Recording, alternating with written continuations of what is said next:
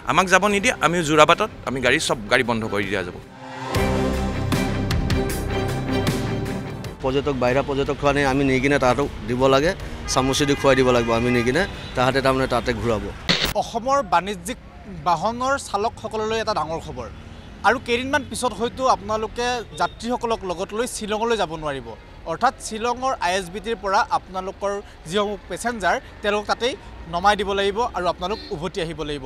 এই সিদ্ধান্ত গ্ৰহণ কৰিছে মেঘালয় যি পৰিবহণ বিভাগৰ এছ'চিয়েশ্যন আছে আৰু চৰকাৰে লগ হৈ। আৰু বৰ্তমান সময়ত আমি উপস্থিত আছোঁ খানাপাৰাত, আৰু খানাপাৰাৰ সেইসকল অসমীয়া যিসকল চালক আছে, যিসকলে আচলতে লৈ যায় সেই যাত্ৰীসকলক, তেওঁলোকে বৰ্তমান ক্ষোভিত হৈ পৰিছে। তেওঁলোকে অনুৰোধ জনাব বিচাৰিছে অসম চৰকাৰৰ জৰিয়তে মেঘালয় চৰকাৰৰ লগত কথা পাতিবৰ কাৰণে বিচাৰিছে, যাতে তেওঁলোকে যি ধৰণে আগতে মিলাপ্ৰীতিৰে মেঘালয়লৈ গৈছিল বা মেঘালয়ৰ চালকসকলো অসমলৈ আহিছিল, সেই একেদৰেই আজিও অসমৰ চালকসকল মেঘালয়লৈ যাব আৰু মেঘালয়ৰ চালকসকলো অসমলৈ আহিব। তেনে পৰিপ্ৰেক্ষিতত আমি কিছুসংখ্যক চালক আছে, আমি তেওঁলোকৰ সৈতে কথা পাতিম আৰু তেওঁলোকে বৰ্তমান কেনেকুৱা ধৰণৰ সমস্যাৰ সন্মুখীন হৈছে আৰু মেঘালয়ৰ যি এছ'চিয়েশ্যন আৰু চৰকাৰে কি ধৰণৰ আচলতে তেওঁলোকক খবৰ জাননী প্ৰকাশ কৰিছে সেই সম্পৰ্কে জানিবৰ কাৰণে চেষ্টা কৰিম। পোনপ্ৰথমে মই আপোনাৰ সৈতে কথা পাতিম, যিহেতু মেঘালয়ৰ যি পৰিবহণ এছ'চিয়েশ্যন আছে সেই এছ'চিয়েশ্যন আৰু চৰকাৰে লগ হৈ লৈ অসমৰ যিসকল বাণিজ্যিক বাহন আছে আৰু যিসকল চালক আছে তেওঁলোকক শ্বিলঙৰ ISBTৰ পৰা ভিতৰত প্ৰৱেশ কৰিব নিদিয়াৰ এটা সিদ্ধান্ত ল'ব গৈ আছে। এই ক্ষেত্ৰত কেনেকুৱা ধৰণৰ অসুবিধা হ'ব আৰু কি ক'ব বিচাৰিব? অসুবিধা মানে কি হ'ব, আপোনাৰ আমি এতিয়া লোকেল চাইট চিন বোলে আমি ঘূৰাব নোৱাৰিম। অসম গাড়ী হওক মেঘালয় গাড়ী হওক টুৰিষ্ট আমিতো 3 ষ্টেট পাৰ্মিট দিছোঁ, গাড়ী টেক্স দিছোঁ, অসম চৰকাৰক দিছোঁ বা মেঘালয় চৰকাৰকে দিছোঁ, দি পেলাই আমি ঘূৰিব মানা কৰিছে আমাক। তেওঁলোকে লোকেল গাড়ী দিয়ে ঘূৰাব পাৰিব, ILP কাৰণে কিবা লাগি আছে তেওঁলোকে, সেইটো কাৰণে সেইটোতো আমিতো গাড়ীখন চলাইতো খাই আছোঁ। তেওঁলোকতো তাৰপৰা আহিছে, ইয়াত আহিছে অসমত ধুনীয়াকৈ তেওঁলোকৰ গাড়ী চলাইছে, আমিতো কোনো দিগদাৰ কৰা নাই, কোনো এফেক্ট কৰা নাই, কোনো হুলস্থুল নাই। তাতে আমাৰ গাড়ী গৈ আছে বা বৰ্তমান তেওঁলোকে আহি আছে, ইয়াত আহি পেলাই ধুনীয়াকৈ মানুহ উঠাই লৈ যায়, আমিতো কোনো একো কথাই কোৱা নাই, একো হেৰি নাই। এতিয়া অসম চৰকাৰ আৰু মেঘালয় চৰকাৰে কিবা ডিচিজন লয়, কিন্তু ডিচিজনটো ভালকৈ ল'লে হয়। কাৰণ কেলৈ তেওঁলোকে আমাৰ গাড়ী যদি সোমাব নিদিয়ে আমি যোৰাবাটত আমাৰ গাড়ী তেওঁলোকৰ গাড়ী ML গাড়ী এখনো আমি সোমাব দিয়া নাযাব। আৰু এটা কথা, এতিয়া আমাৰ ইউনিয়নত যোনটো আছে অফিচ, তাতে আমি চাৰ্জেছ লয়, মেঘালয় হওক অসম হওক 100 টকা কাটে। 100 টকা কিয় কাটে? যাতে ড্ৰাইভাৰটো কিবা বিপদ হ'ব, ৰাস্তাত কিবা এক্সিডেণ্ট হ'ব বা কিবা ঘৰৰ মানুহ বেমাৰ হ'ব, সেই 100 টকা লোৱা যায় সেইটো কাৰণে যে হেল্প পাব যাৰে বেমাৰ হওক। কিন্তু তেওঁলোকে 4জন মানুহ বহালে 400 টকা লয়, সেইটো কোনো হেৰি নহয়, তেওঁলোকে পাৰ হেড 100 টকাকৈ লয়। তাততো আমাৰ কোনো হেল্প নহয়, আমাৰ কোনো হেৰি মানে আমাৰ কোনো হেল্প নাপাওঁ। আমি ইয়াত 100 টকা দি থৈ যাব পাৰোঁ, কাৰণ কেলৈ আমাৰ ড্ৰাইভাৰ আমি আজি ড্ৰাইভাৰ মানুহ এক্সিডেণ্ট ক'ৰবাত হ'ব পাৰে, আমি সেইটো পৰা হেল্প পাই যাম, আমি হস্পিটেলত ট্ৰিটমেণ্ট পাম, সেইটোৱে। আৰু এইফালেতো আপোনাৰ যদি তেওঁলোকে আমাক যাব নিদিয়ে আমি যোৰাবাটত আমি সব গাড়ী বন্ধ কৰি দিয়া যাব। এই সিদ্ধান্তৰ ক্ষেত্ৰত আপোনালোকে অসম চৰকাৰৰ লগত বা অসমৰ পৰিবহণ বিভাগৰ লগত কিবা আলোচনা কৰিবৰ কাৰণে আগবাঢ়িছে নেকি? যিহেতু তেওঁলোকে মেঘালয় চৰকাৰৰ লগত লগ হৈ এই সিদ্ধান্ত লোৱা বুলি এক প্ৰকাৰৰ জানিব পৰা গৈছে। হয়, এইটো কৈছে, হয় এইটো জানিব পৰা গৈছে।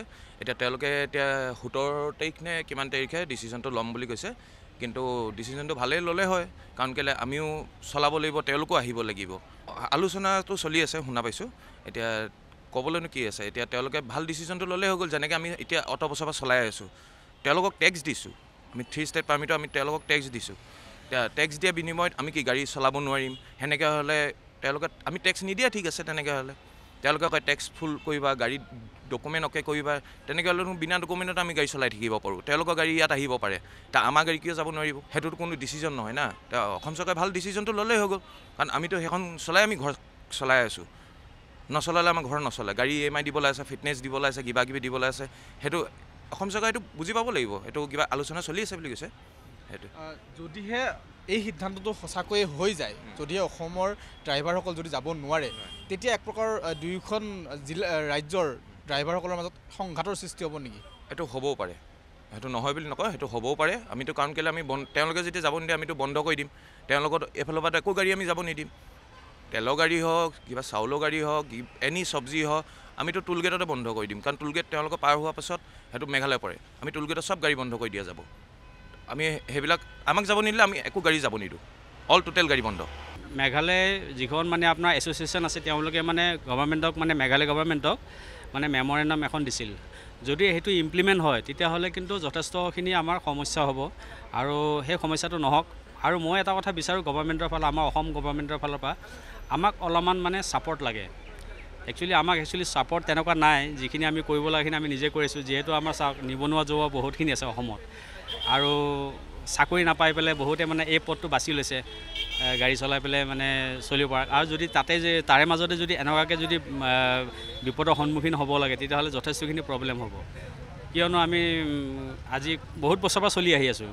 যদি তেওঁলোকে তেনেকুৱা ধৰণৰ গভৰ্ণমেণ্টে যদি ইমপ্লিমেণ্ট কৰি দিয়ে বা যদি আইন আনি দিয়ে যে আমি চেৰাপুঞ্জী যাব নোৱাৰোঁ, তেতিয়াহ'লে আমিও তেনেকুৱা ধৰণৰ কিবা এটা মানে পথ ল'ব লাগিব। তেওঁলোকক হয়তো আমি আহিব দিব নোৱাৰিব পাৰোঁ।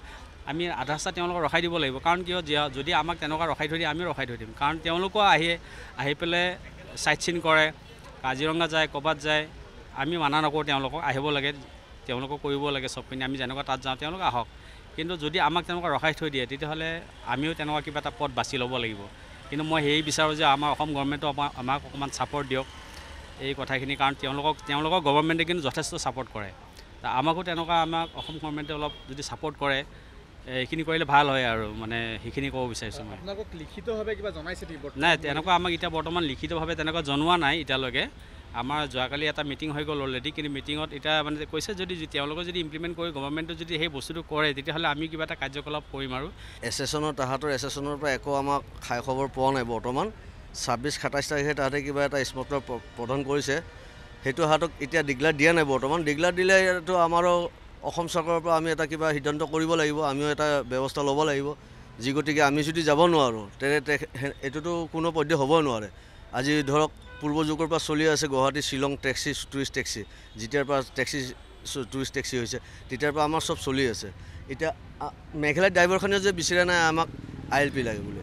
এতিয়া সিহঁতে এটা মানে ছাত্ৰ সন্থা আছে কেঁচুৱা, সেইটো ছাত্ৰ সন্থাই তাৰমানে সিহঁতক ডিমাণ্ড কৰিছে যে আমি এটা ILP বিচাৰিছে। সিহঁতে এতিয়া আমাক তাৰমানে বাহিৰা পৰ্যটকখিনি আমি নি কিনে তাহাঁতক দিব লাগে, চামুচি দি খুৱাই দিব লাগিব আমি নি কিনে।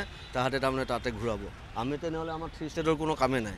আমাৰ 3 ষ্টেট আসাম, মেঘালয়, অৰুণাচল, আমিতো 3টা ষ্টেটৰ টেক্স দি আছোঁতো গভৰ্ণমেণ্টক। তাহাঁতক টেক্স দি কিনে আমি পাৰ্মিটটো ওলাইছোঁ, 3 ষ্টেট পাৰ্মিট। আমি টেক্স দি কিনে গৈ আছোঁ, আৰু টেক্স দিয়াৰ পিছত আমিতো ঘূৰিব পাৰিম না। আমিতো তাতে নহয় যে আমি অৰুণাচল গৈছোঁ, আমাক অৰুণাচলত ঘূৰিব। অৰুণাচলখন আপোনাৰ হাইটত আমাৰ এইবোৰ গাড়ী যাব নোৱাৰে, সেইকাৰণে তাত চুমু লোৱা হয়। আৰু হাতত ILP হাতত দিয়া হৈছে। সেইটো আমাৰ ডিষ্টেঞ্চটো 600 কিলোমিটাৰ অৰুণাচল, আৰু শ্বিলং গুৱাহাটীটো আমাৰ 100 কিলোমিটাৰ। সেইটো ডিফাৰেঞ্চত চাব লাগিব আমি কেনেকৈ তাত আমাৰ বাহিৰাখিনি আমাৰ পৰ্যটকখিনি আমি তাহাঁতক দিম গৈ কিনে। আমিতো কোনো পধ্যে হ'ব নোৱাৰে। যদি তাহাঁতে যদি বন্ধ কৰে তেনে আমিও ইয়াতে বন্ধ কৰি দিম। আমাৰোতো সংগঠন আছে, আমাৰো ইউনিয়ন আছে। আমাৰ এটা ইউনিয়ন নাই নহয়, আমাৰো বহুত ইউনিয়ন আছে। সেইটো কাৰণে আমি বিচাৰিছোঁ যে সেইটো নহওক। যি গতিকে আমাৰ ভাই বন্ধুসকলে চলি আছে, হাজাৰ হাজাৰ আমাৰ শ্ৰমিক চলি আছে। এতিয়া হাজাৰ হাজাৰ আমাৰ চালকে এই গাড়ীখন চলাই কিনে পৰিয়াল পোহপাল দি আছে। যদি সেইটো ব্যৱস্থা হাতে কৰে তেনে আমিও এটা গুৰুত্ব মানে চৰকাৰক গুৰুত্ব প্ৰদান কৰিব লাগিব যে আমিও তাহাঁতক কিবা এটা ব্যৱস্থা কৰিম। যদি তেনেকুৱা হয় তেতিয়াহ'লেতো আমি থলুৱা ল'ৰাখিনি মানে কৰ্মক্ষেত্ৰত আমাৰ বহুত অসুবিধাৰ সন্মুখীন হ'ম। কাৰণ আমাৰ গুৱাহাটীত চাওক আপোনালোকে এয়াৰপৰ্টতো আছে, পল্টন বজাৰো আছে, খানাপাৰাতো আছে, আৰু আমি এই গাড়ীৰ ওপৰতে পৰিয়াল পোহপাল দি আহি আছোঁ। আৰু আমি 3 ষ্টেট পাৰ্মিট ওলাইও যদি আমি এতিয়া ধৰক চাইট চিন কৰিব নোৱাৰোঁ, কাৰণ আমি বহু বছৰৰ পৰা তেনেকুৱা যাত্ৰী অনা নিয়া কৰি আছোঁ, আমি ফুৰাই আছোঁ। এতিয়া হঠাৎ তেনেকুৱা ধৰণৰ সিদ্ধান্ত তেওঁলোকে লৈছে। আৰু মই আপোনালোকৰ সংবাদ মাধ্যমৰ জৰিয়তে মই এটাই কথা ক'ব বিচাৰোঁ আমাৰ অসম চৰকাৰক। তেওঁলোকৰ চৰকাৰখনৰ লগত আমাৰো পৰিবহণ বিভাগ আছে, তেওঁলোকৰো আছে। গতিকে 2টা ডিপাৰ্টমেণ্টে সুস্থভাৱে এটা আলোচনা কৰি যাতে তেওঁলোকৰ ড্ৰাইভাৰৰো প্ৰব্লেম নহয়, আমাৰো ড্ৰাইভাৰখিনিৰ যাতে প্ৰব্লেম নহয়।